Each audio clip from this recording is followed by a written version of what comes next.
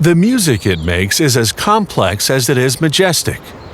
The pipe organ is one of the largest and most technically sophisticated instruments. Building one is an incredible feat of engineering and craftsmanship.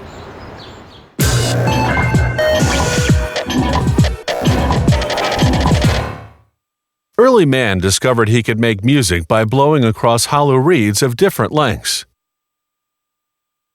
In ancient Egypt, an engineer devised what later would become the basic technology of the pipe organ: a steady airflow without mouth blowing, while controlling the air to each pipe to create different notes. By the Middle Ages, the pipe organ was a fixture in churches throughout Europe. Johann Sebastian Bach composed his greatest works for organ while working as a musical director of a church.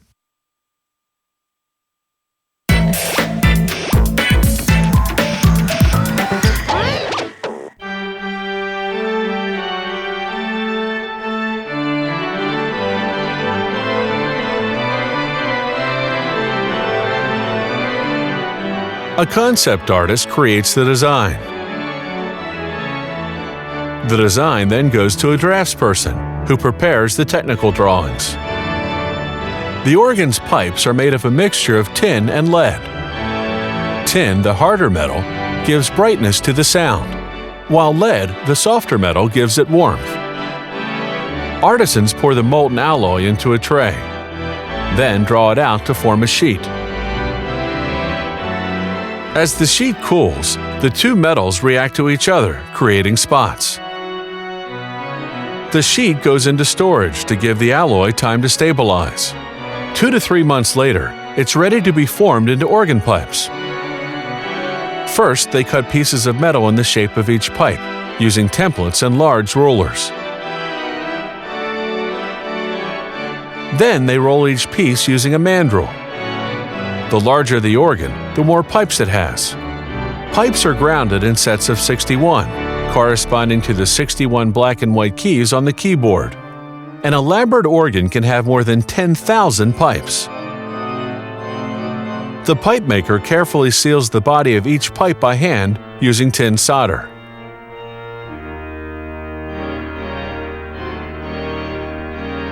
Next, he solders the body of the pipe to the foot and languid. The languid is the part that produces the pipe sound. The process of giving a specific sound to each pipe is called voicing. This work is done by a trained musician called a voicer.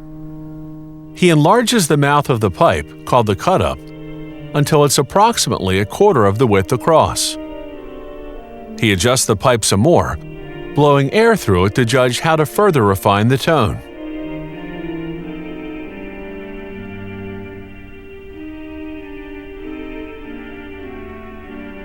Next come the wind chests, also called the soundboards.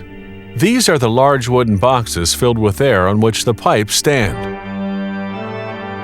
Under each pipe is an air channel covered by a valve. The valve is made of leather and sits on a wooden board. When the organist pushes a key on the keyboard, the corresponding valve drops down like a trapdoor, releasing air into the pipe to play the note.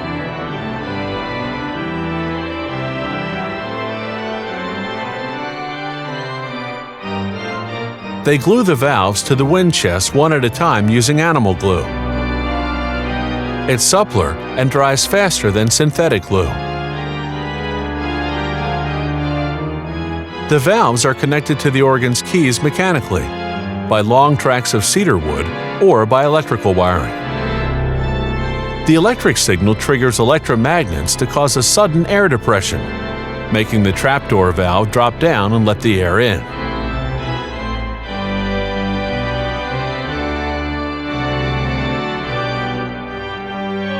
The console is the organ's brain. It contains all the controls for the keys and sets of pipes. The organ's white keys are made of lindenwood, covered with bone. The black keys of ebony or rosewood. An artisan adjusts the keys using a weight. When the weight rises, the tension is just right. The console, keys, and all the other components are finally put together in the assembly room. After testing, they disassemble the organ and ship it to its destination, where it's reassembled. The voicers come on site to perform what's called tonal finishing. They check and adjust each pipe according to the acoustics of the room. This process can take many months for a large and elaborate organ.